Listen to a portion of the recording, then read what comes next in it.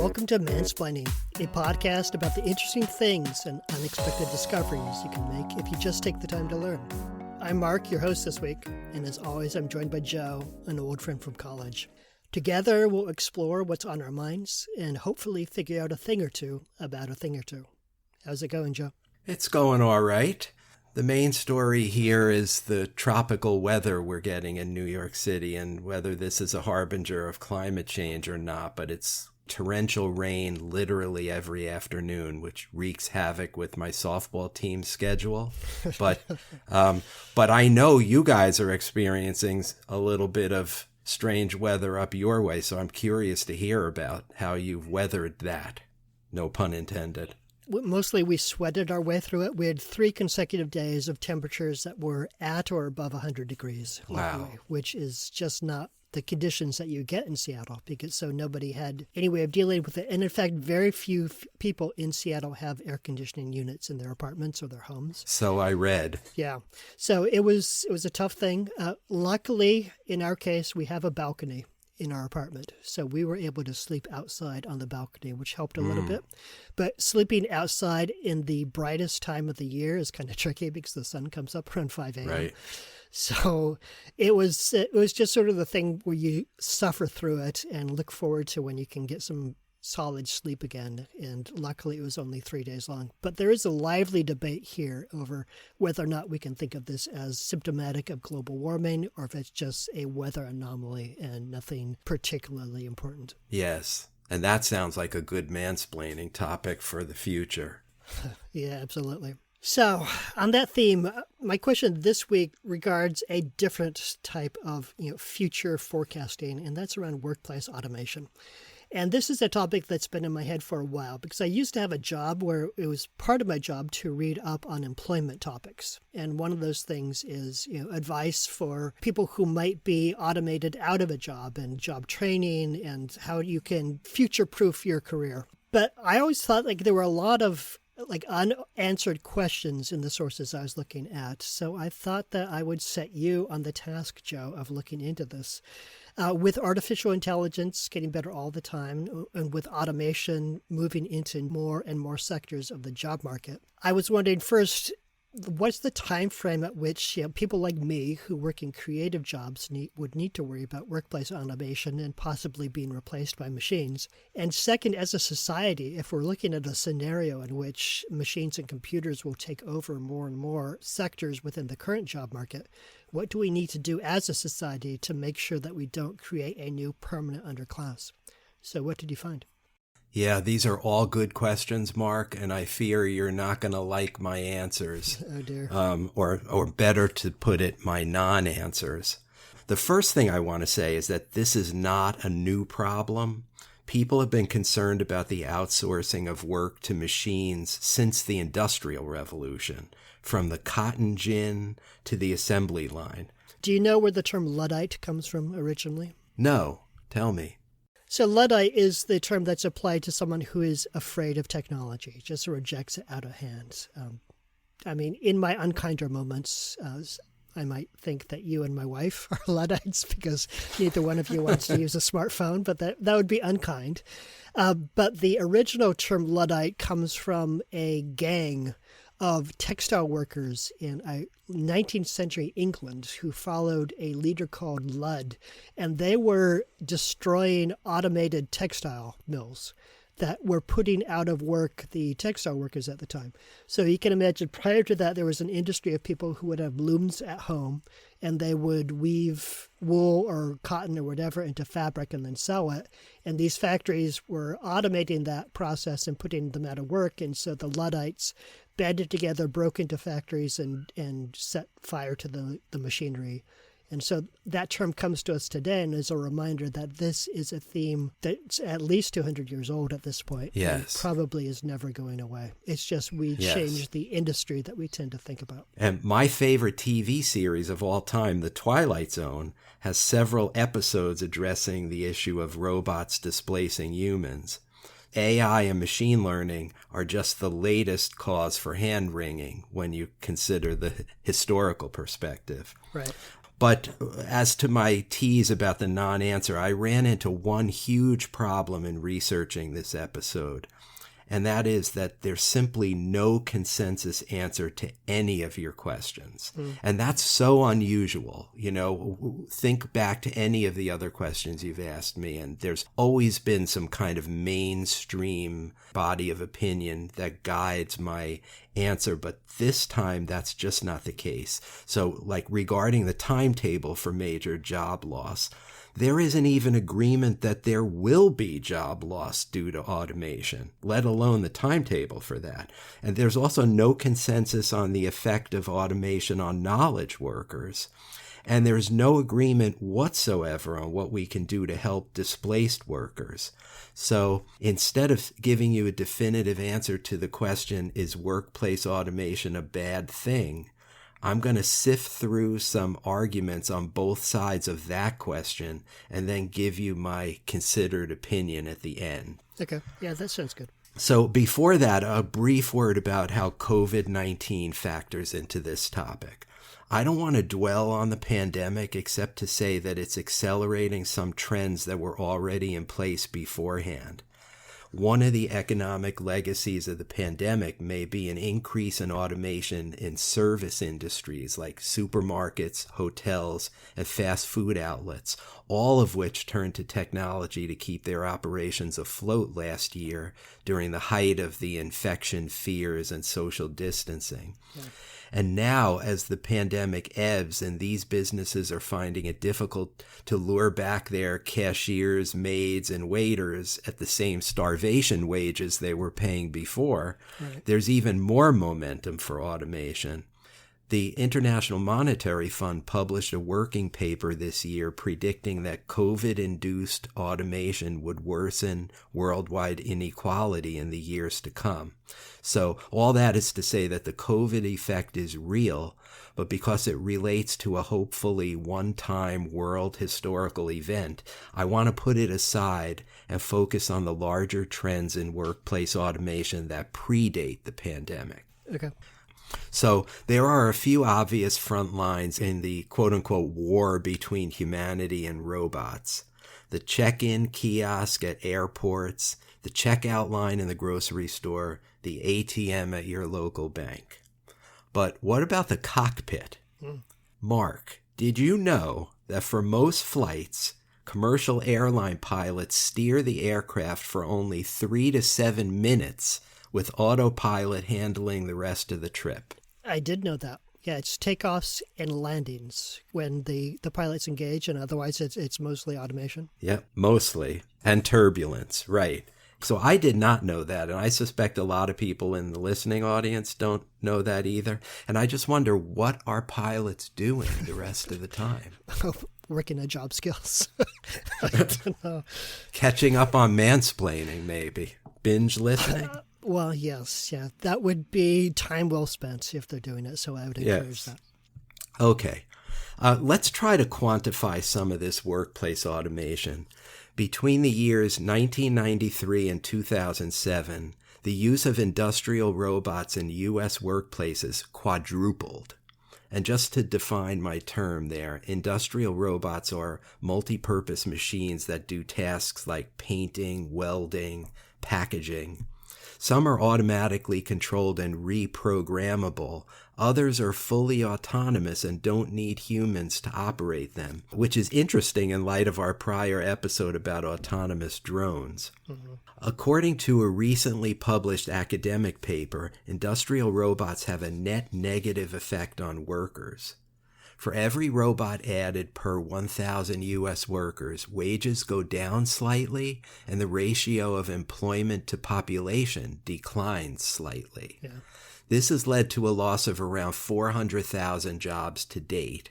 With robotic technology becoming more widespread, some forecasts predict that worldwide robot use will quadruple again by the year 2025. Yeah. It seems to me like particularly factory automation. It's just a question of at what point does outsourcing to Bangladesh and other foreign markets become more expensive than just building out your factories fully automated? Yeah. And I know that Tesla attempted in its early days to completely automate its factories, just like from day one, Right. and were not able to do it. So there are clearly obstacles to that, but it seems like an inevitable outcome to me. Yeah, that sounds right to me.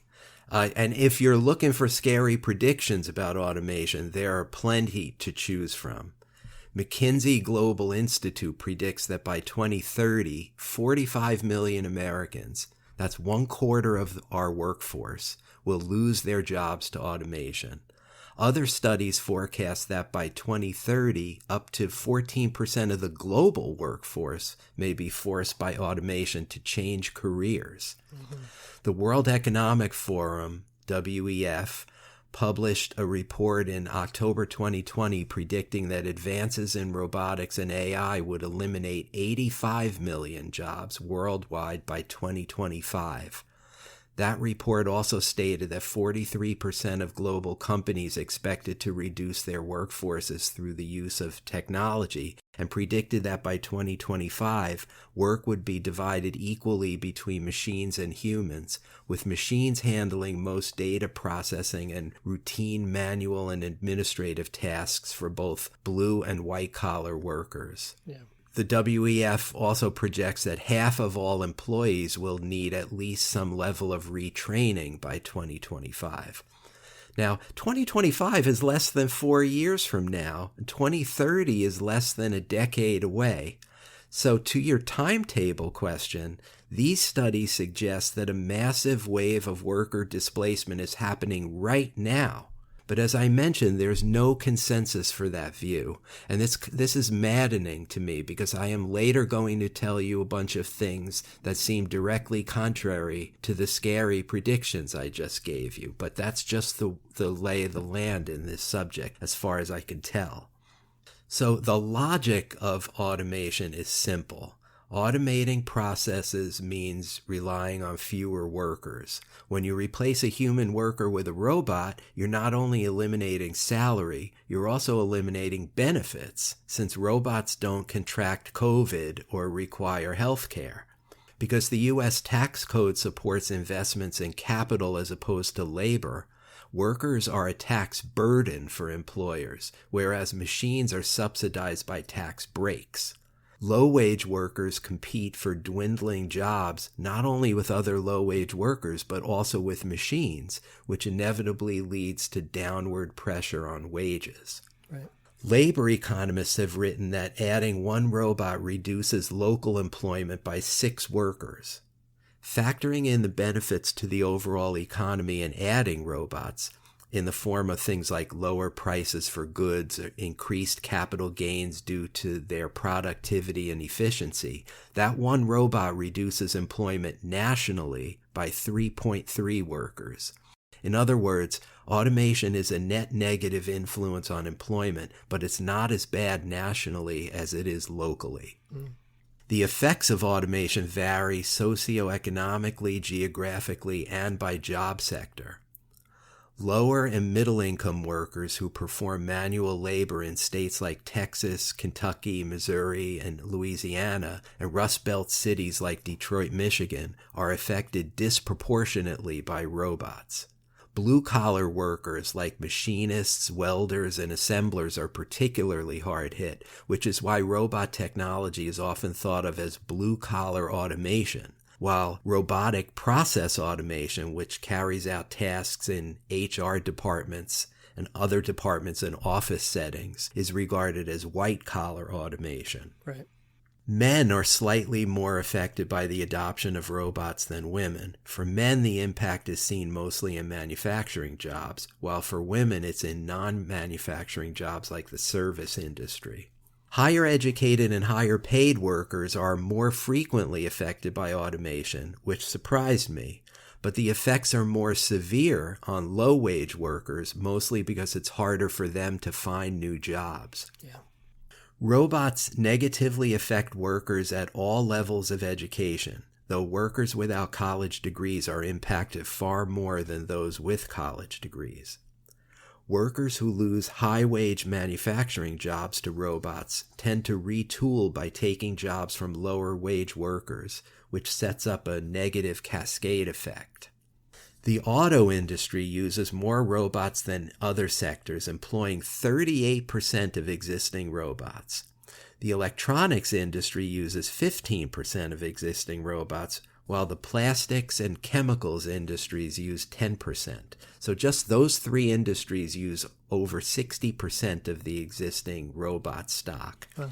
But there are also negative employment effects connected to robot use in the construction, retail, and personal services sectors.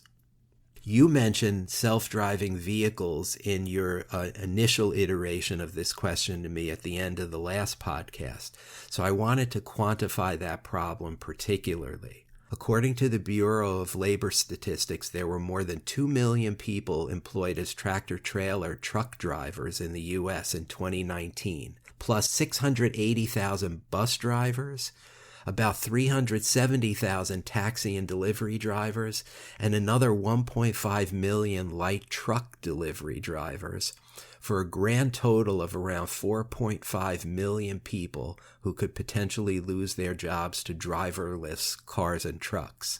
Right. That's more than the entire number of jobs lost to the Great Recession in 2008-2009, and it doesn't even factor in all the supervisory and support staff for all those companies.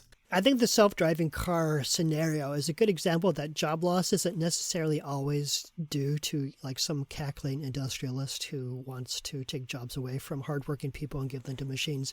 Sometimes it's just a sort of a corollary effect, a side effect to other trends. Like there are reasons to have self-driving cars that are not about putting taxi drivers out of work. That could be a general social benefit in terms of reducing, auto fatalities over time. Right. But the side effect is, yes, definitely, if you are working as a truck driver right now, you should be very concerned about this development because sooner or later, the delivery industry is not going to be looking for drivers. Yeah, that sounds about right to me. Automation has undeniable negative effects. People who lose their jobs suffer hardships that are measured not only economically, but also psychologically and socially.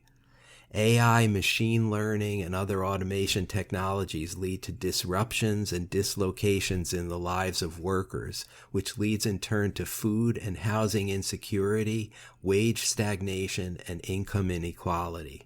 Communities that relied on single industries that became automated, like the Motor City of Detroit, now struggle to recover from the large-scale displacement of jobs.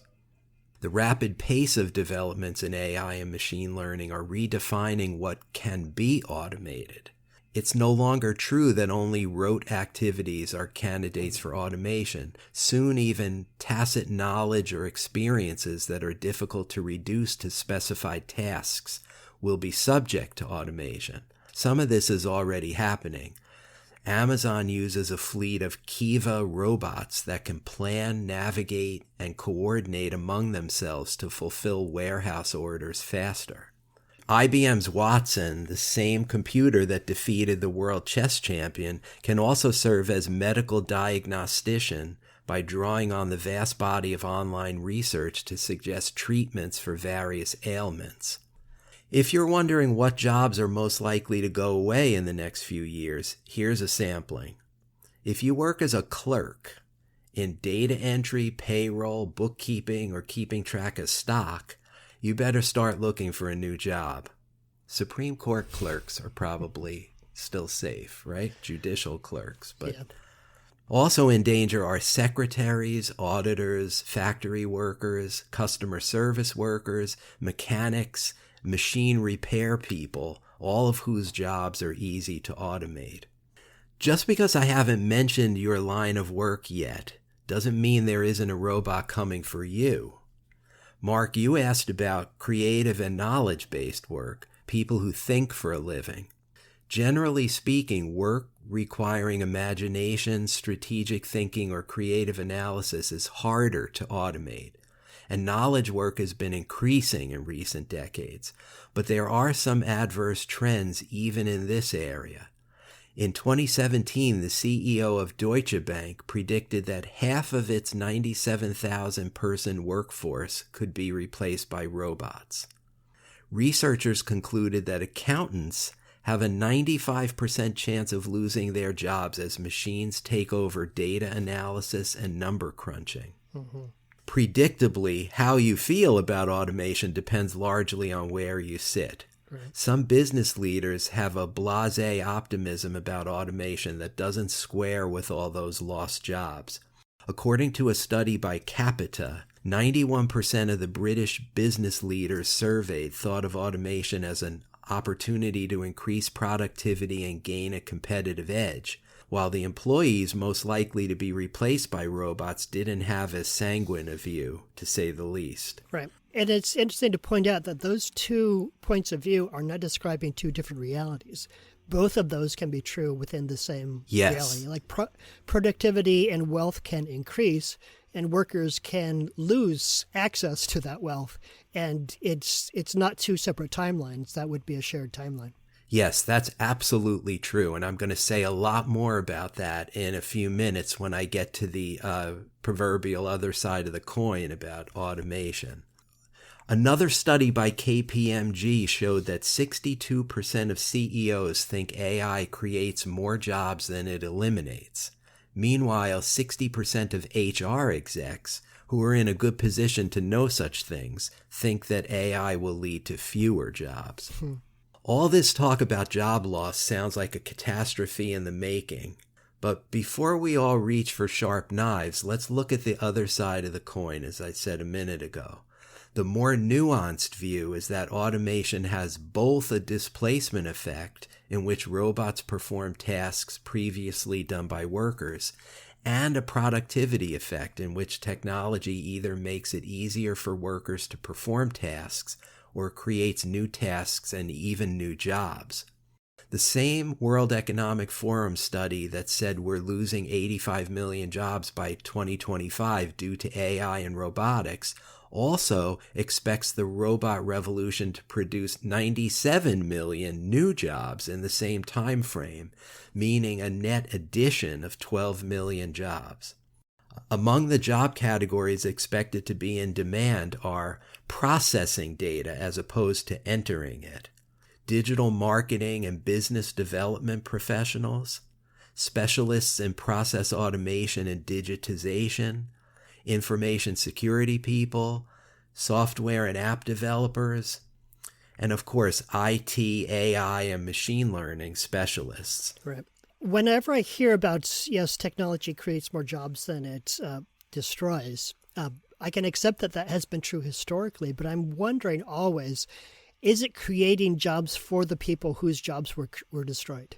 Like if what you're destroying is a menial job and then you're creating a data processing or analysis job, is the person who was put out of work going to be in a position to take these new jobs, or is that just going to move up the chain to a different segment of the society?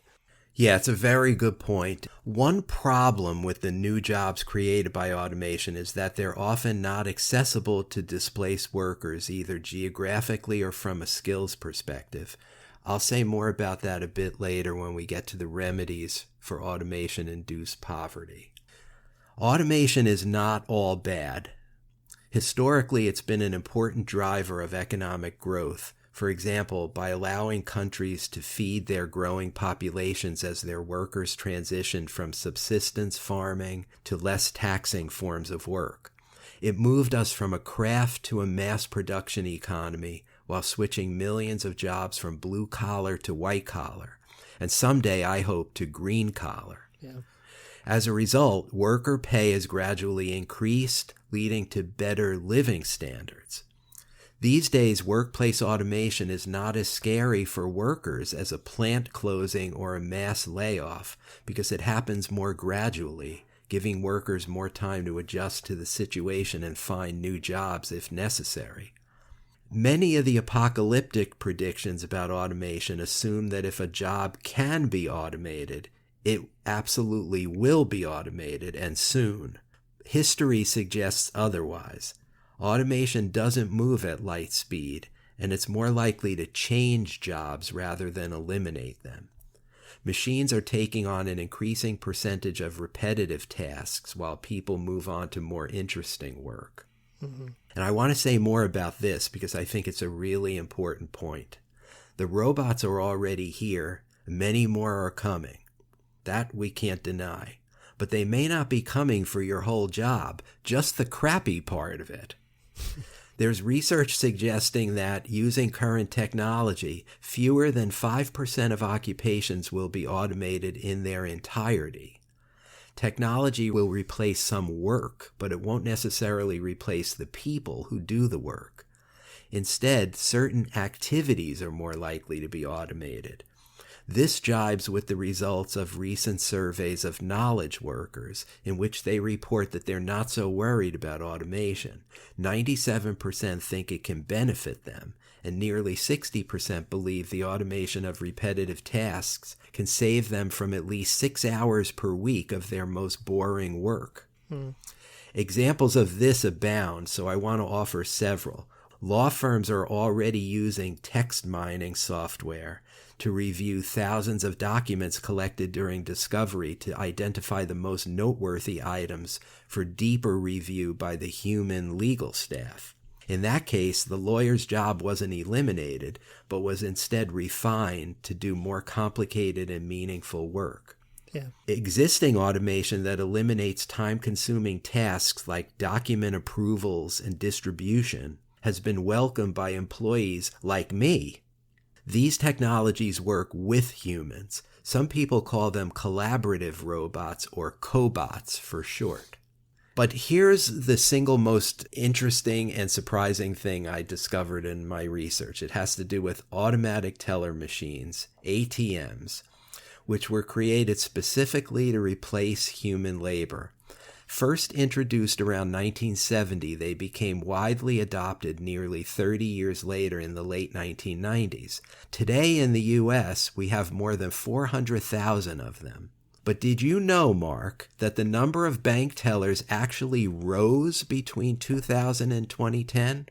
I think I did hear that because they were shifted over to tasks other than just accepting and dispensing money. Okay, well then you're more hip to this than I was because I was completely shocked by that fact.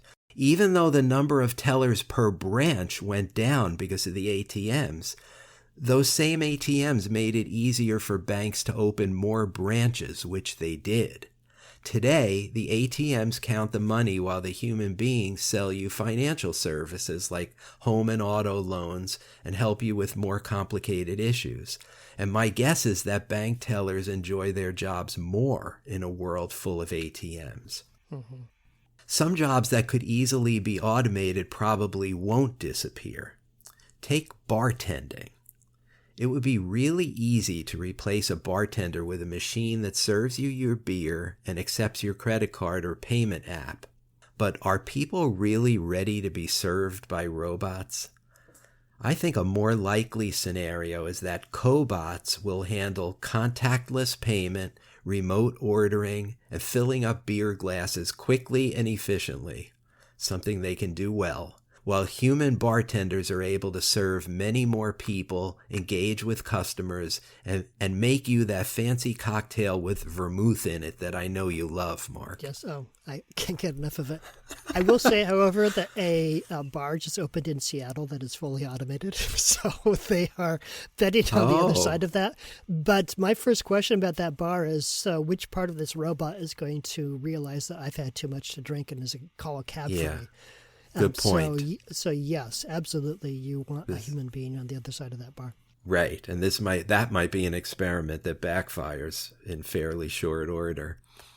Despite all the very real horror stories about automation, the examples I just offered of cobots and collaborative automation are not atypical.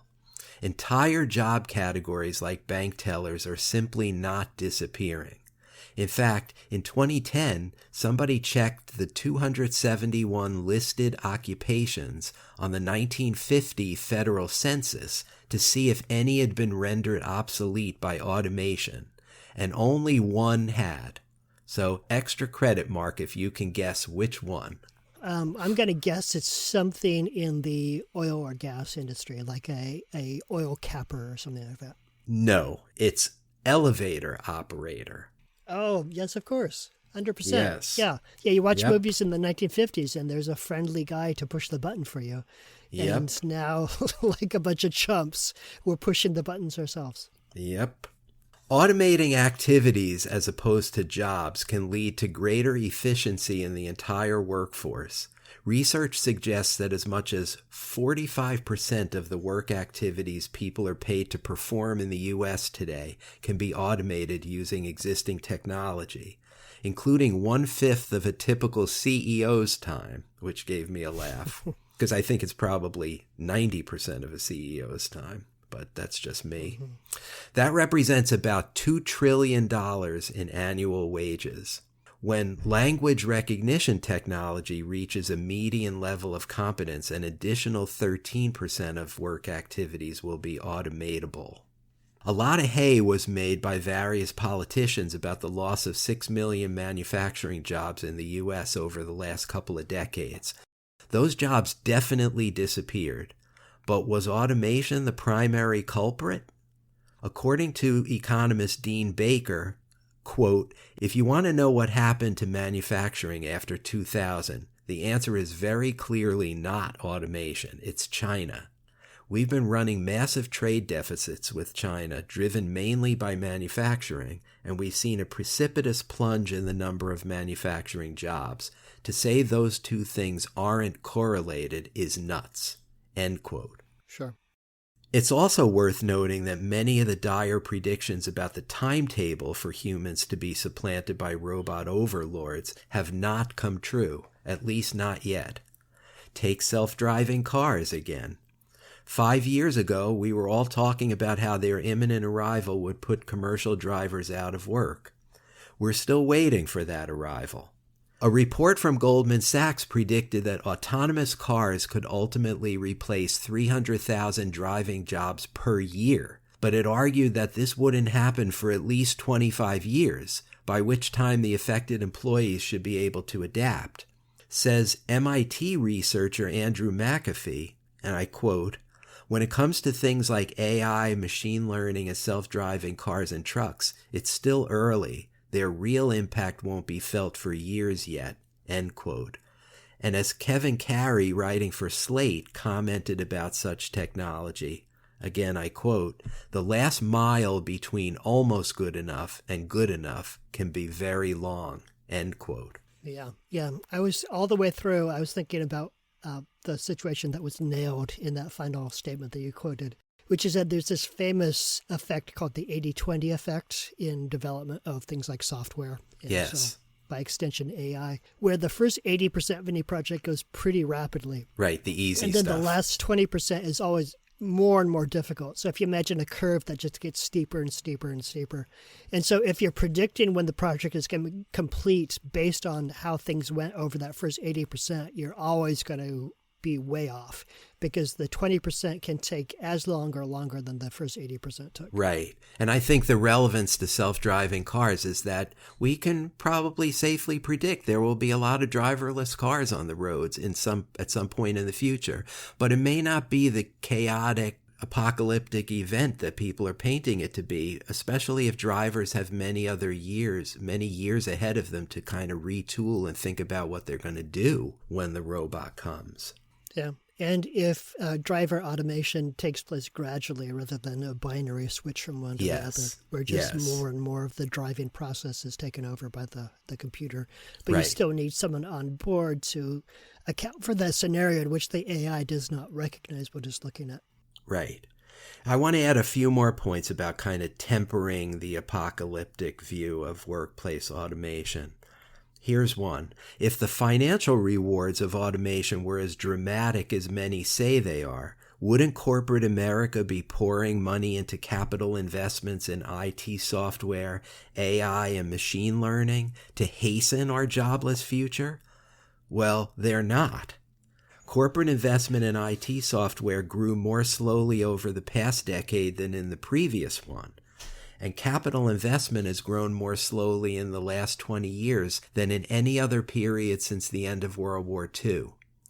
To put things in perspective, total spending on robotics in the USA was $11.3 billion in 2016, while total spending on pets was 6 times higher at $66.75 billion.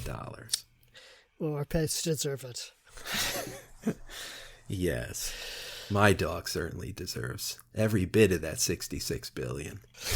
One of the ironies about this topic is that if all those panicked predictions about workplace automation actually come to pass, many of our other concerns about the economy, like stagnant wages, slow growth, and rising healthcare costs, would probably go away. Let me explain this.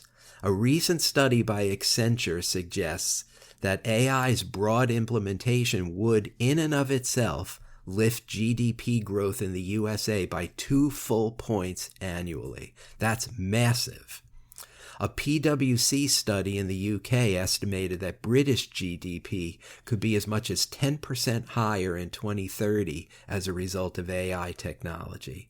Growth like that would make it much easier for us to tackle big problems like expanding Medicare, funding Social Security, or refining Obamacare, while also leading to broader wage growth as the rising economic tide lifts all boats. Does it, though?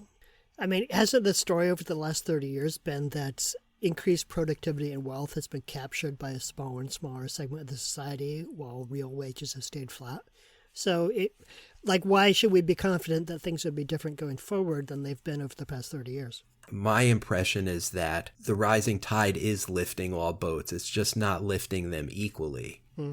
So it's lifting some of the boats so quickly that they can buy, baseball teams.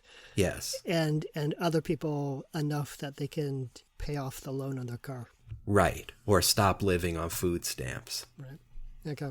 But that said, explosive growth like that seems a faraway dream, to me at least, given the reality of a slowly growing post-COVID economy with all of its pre-COVID problems still baked in. You can argue, as James Sorowecki does very eloquently in Wired, that, quote, the problem we're facing isn't that the robots are coming, it's that they aren't, end quote. Sorowecki maintains that there isn't enough evidence to argue that what he calls the robopocalypse is upon us. He argues that if automation were truly transforming the U.S. economy, number one, productivity would be sharply rising as companies produce more using fewer people. Number two, jobs would be much harder to come by as robots replace humans. And number three, there'd be a lot of so-called job churn as people move between companies and industries after their jobs are destroyed. But none of those things is happening. Labor productivity is anemic compared to the post-World War II boom years. Jobs are relatively plentiful, and job churn is at historic lows. To your question about preventing displaced workers from falling into poverty, as I mentioned earlier, there's nothing approaching a consensus view on this issue. Some people deny it's even a problem. Most, though, think we have an obligation to ameliorate the damage done to those who lose their livelihoods. According to Nello Cristianini, a professor of AI at the University of Bristol in the UK, quote, the key goal of automation is to replace people. Workers displaced by automatic checkouts in supermarkets and automated check-ins at airports will not necessarily be better off unless we do something to mitigate the disruption, end quote. But what do we do? My view is that it will take a multi-pronged approach to mitigate the damage caused to individuals, families, and communities that suffer large-scale job loss. Instead of pushing against the tide of automation, which is not going away, we should instead be making sure our workers are skilled enough to navigate a world in which automation regularly disrupts job markets. We also need to make sure we have a viable safety net if and when workers lose their jobs. It remains to be seen whether our polarized nation has the will to do this heavy lifting. But here's what I think is necessary. First and foremost, of course, is education. The work world of the future might be one in which employees are constantly retooling themselves to take on new responsibilities as certain job tasks become obsolete. Displaced workers need access to the job opportunities that new technologies create, and they need to be retrained. To help such workers transition into their next gigs, we'll need to make education much cheaper. To that end, President Biden's proposal to fund universal community college might be an important first step. We'll also need to make education nimbler and more oriented toward lifelong learning, as opposed to the current model where people are trained for a single career. Traditional schools will still provide a foundation, but the future is likely to see many more online education platforms offering massive open online courses, or MOOCs, because they're cheaper and more flexible than the status quo. Colleges and universities might also partner with private companies to offer apprenticeship programs with on-the-job training. Modernizing the creaky social safety net is also essential, so that's step 2. But how we get there is very much up for debate.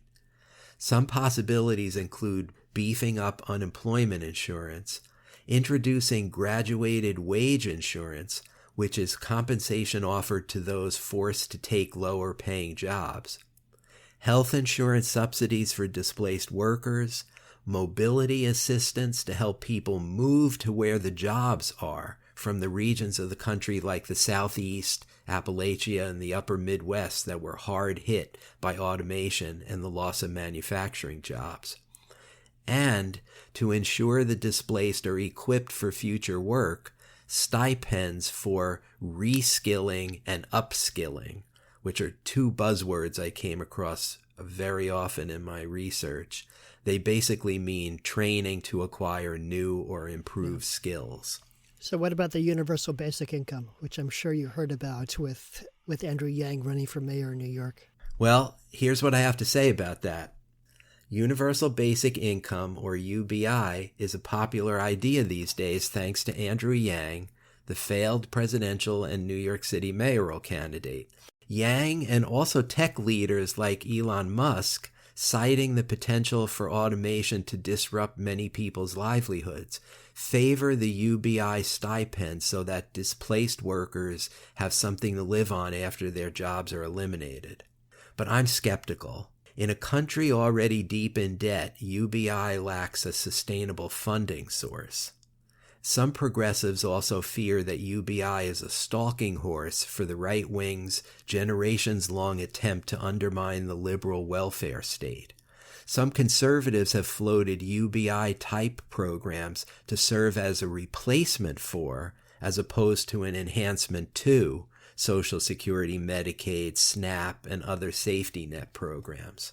What do you think about UBI? I think your points are well made. I would object that there is no funding source. There is a funding source that's just politically unavailable, which is the mega wealthy who have shielded themselves from paying any sort of taxes. Yes. And if you look at what that sector of society paid in taxes shortly after World War II versus today, it's remarkable how much money they've taken off the table and put back in their own pockets. Yes. So if I was able to wave a magic wand and turn that back around so that we went back to 1940s era taxation levels, then suddenly that would unlock all sorts of funds, which would possibly give us a big chunk of the UBI bill. I just heard on the radio yesterday that the IRS has been so gutted and is so unable to audit rich people like it used to do, that some people inside the IRS think that we would have $1 trillion of additional income every single year if we simply audited rich people at a much higher level. So talk about funding sources. There's one right there. Yeah, it's hard to read through a paper on any given day and not find a story about some rich person who's using some previously unexamined tax shelter. For instance, what was it, 401ks or whatever it was that I was reading about recently, that Peter Thiel, a billionaire, was using basically as a tax-free piggy bank. And the fact that we have a country of billionaires who feel like that's an appropriate activity is a problem in its own right. And I think it gets down to ethical training in our schools, that we need to teach people something other than me first, and what's mine is mine. Yes. And if you're struggling, that's your problem, and poverty is your fault. We need to get out of that mindset. Otherwise, we have rich people who spend a small portion of the riches making sure that they don't have to pay anything in taxes.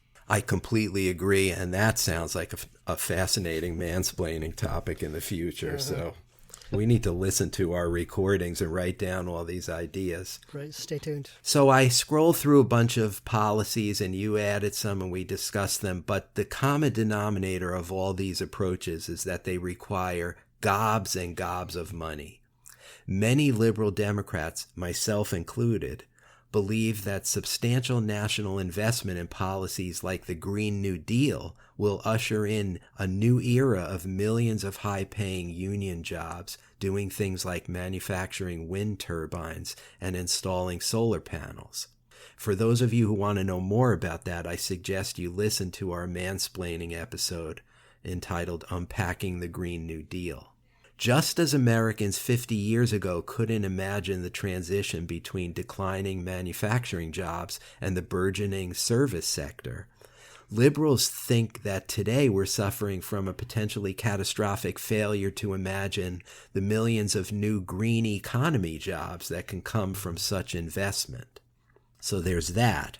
But as you anticipated, another way to stave off poverty for displaced workers is to level the playing field on taxation, which has tilted steeply toward capital and against labor since the Reagan era began 40 years ago. Higher taxes on capital could be used to fund any of the policies we already mentioned. But there are some new ideas for taxes geared specifically to automation. An interesting example is the recently proposed robot tax, promoted by Bill Gates and others, in which, when we replace humans with robots, we tax the robot's employer at the same income tax rate the human would have been taxed, then use those proceeds to fund the retraining of displaced workers. I think that's a fascinating proposal. Yeah. Here's another idea. The Nobel Prize-winning economist Esther Duflo thinks that subsidizing child care will create lots of new jobs that can neither be automated nor performed offshore, and that's key. This would also create more economic and social mobility in that workers might be more willing to relocate to pursue job opportunities if they were assured of child care. The lack of widely available, affordable, and high-quality child care, which I think is a disaster in this country, created a huge drag on the U.S. economy during the pandemic, as many women in particular were unable to return to jobs when their young children couldn't go to school. President Biden's so-called soft infrastructure proposal includes $225 billion for child care, and in my opinion, that would be money well spent. The Twilight Zone notwithstanding, it's a safe bet that robots will never be as creative or emotionally intelligent as human beings. Thus, jobs that require skills accenting creativity, imagination, social relationships, responsibility, and leadership are not likely to be outsourced to machines anytime soon. But if only those jobs were plentiful. The same research I cited earlier about activities being more likely to be automated than entire jobs also revealed that only 4% of work activities across the entire U.S. economy require a median level of human creativity, while just 29% require a median ability to sense emotion. In other words, Mark, even if the job pays well, the workplace might be impoverished in other ways. Yeah. Jobs full of repetitive drudgery may not be worth saving. For hundreds of years, people were employed to do repetitive, mind-numbing, and often dangerous tasks for low wages on machinery that could have been replaced by robots if we chose to move away from such exploitation. That work continues today. Think about all the employees who lose limbs working in slaughterhouses. Such jobs remind me of a scene in Charlie Chaplin's 1936 masterpiece, Modern Times. Charlie is working on an assembly line with two large wrenches in his hands, performing the same repetitive screwing motion as parts zip by on a conveyor belt at breakneck speeds. When he finally leaves the assembly line for his break, his hands reflexively repeat the screwing motion as he walks away. I'm going to post a link to this scene to our Facebook page as part of my sources for this episode, because my words don't do justice to its hilariously brilliant depiction of alienated labor. My point is that maybe it's okay for dehumanizing jobs like that to be automated. Maybe there's not so much dignity in that work. Yeah. Well, I think the entire class of work, which is, as you say, dehumanizing, deadening. I'm thinking of workers in a chicken processing plant where Yes. all they're doing is staring at chicken parts going past on a conveyor belt, and there's like potential for disease, and it's low wage, and Yes. none of us are going to mourn the loss of those jobs. That's right. Provided the people who are stuck in those jobs can find another alternative. I think the question in my mind is whether bad jobs go away before good jobs start to go away. Yes, that's a very good point, and I really have no answer on that, just my hopeful prescriptions for what we should be doing. Yeah. And it remains to be seen whether we'll do it. At the end of the day, it's important for us to remember, all of us, not just you and me, everybody in this country, remember that technology is not destiny. Americans control the impact of workplace automation in two ways: via the policy decisions made by our elected representatives and in how our institutions, from commercial employers to unions to nonprofits to philanthropies, respond to the challenges created by it. Melanie Wise, the CEO of a robotics company, put it this way, quote, "Your computer doesn't unemploy you. Your robot doesn't unemploy you." End quote. So yes, we might someday be replaced by machines, but only if we choose to be. Yeah, I like that statement. I think the cynical part of me thinks that we need to take a closer look at we in that statement. Like, who's the we that chooses? Is it the we that includes people like you and me and factory workers in South Carolina? Or is it the we that has access to congresspeople by way of lobbyists? You could arrive at different answers depending on how you define the we. I have no argument with that. You're absolutely right.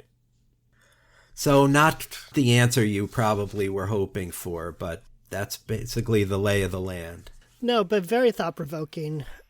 It just brought in things that I hadn't thought about in a long time or never thought about at all, such as when we were talking about factory work getting automated and job loss. Like, there's a geopolitical aspect to that I'd never considered before, which is that in the case of countries like Japan and China, the way that they basically pulled themselves out of poverty on a national scale, in Japan's case, reconstructing after World War II, and China's case, just modernizing its economy, was by taking on factory work from the West and initially offering it at a lower wage, which slowly created a middle class. And it strikes me that once automation takes over factory work and outsourcing no longer becomes economically attractive to Western firms, how do impoverished third world countries get out of their situation if they can no longer take on the outsourced work? And I don't necessarily think that it's our responsibility to answer that question, but it's a question that hadn't occurred to me before you were describing these things. Yeah, very interesting. And while you were saying that, I was thinking about the COVID vaccines, and there's almost an analogy there. Like, we needed to take care of our own house You know, we were a mess after COVID with terrible leadership. Now we've gotten a handle on that, and we're vaccinating everybody who wants to be vaccinated. Okay, now take a breath, and it's time to look at the rest of the world. You know, I guess I'm saying we do have an obligation to the rest of the world. Maybe not initially, but ultimately. So this is going to be a problem the world solves. Right. And ultimately, even if you think of it solely through the lens of self-interest, we have an interest in taking care of impoverished nations. Absolutely. Because that's where terrorism tends to be exported from. Absolutely. Like we have our own trouble with domestic terrorism, of course. We've seen that to an uncomfortable degree over the last couple of years. But yes. It's not the attack on the World Trade Centers in 2001 didn't come out of nowhere. That came out of a century worth of economic and cultural exploitation of the third world. Right. Okay, are you ready for your question for next time? Lay it upon me. First, a brief programming note. My robot avatar will be filling in for me next time. Good to know. The Joebot 2.0. Yes. Okay, Mark. Over the past few months, roughly since Agent Orange left the White House, you and I have artfully steered clear of politics by focusing on lighter and more uplifting subjects, like whether the death of local news spells the end of civilization, or whether we'll all be vaporized by killer drones, or whether we'll soon get our meat from a 3D printer. But I want to bring us back to an overtly political topic. It's time. The filibuster. Given that the fate of the Senate filibuster is likely to be the most important domestic political news story of President Biden's first term, I'd like you to give me and our listeners a primer on what it is, where it came from, and what will become of it. What do you say? I would say that in the spirit of the filibuster, I should probably try to avoid recording this episode for weeks and weeks and weeks. But no, we will take it on schedule, and I will give you an answer. Okay. We might be seen as prescient here because I have a feeling a lot of the national conversation is going to be about the filibuster as soon as the Congress returns from its summer recess. So if you have any thoughts on this episode or would like to leave comments on previous episodes, we have a Facebook page, which you can find at Mansplaining the Podcast. And we hope you come by and like our page, leave a few comments, or pose a question, and we might even answer it in a future episode. And if you'd like to help other people discover this podcast, please leave us a rating and review on iTunes or Spotify or wherever it is that you find your podcasts. That's it for this week. Thank you for spending some time with us, and we hope to see you again soon. Thanks, everybody. Talk to you next time. That's it for this edition of Mansplaining. Mansplaining is brought to you by Joe and Mark and nobody else. Thank you for hanging out with us for a little bit, and we'll see you next time.